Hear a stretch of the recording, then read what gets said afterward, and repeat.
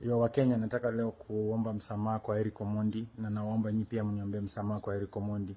Mmesikia kwa muda mrefu Eric Omondi anaongea mambo mengi sana juu yangu mabaya, anasema mimi ni msharati, na ni ukweli mimi ni msharati.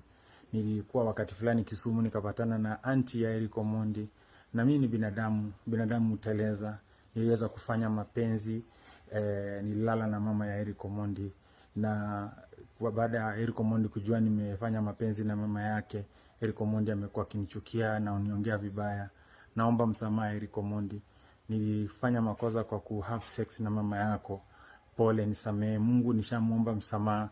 Nimeomba Wakenya msamaha. Wakenya tafadhali nisaidie kwa kulala na mama ya Eric Omondi.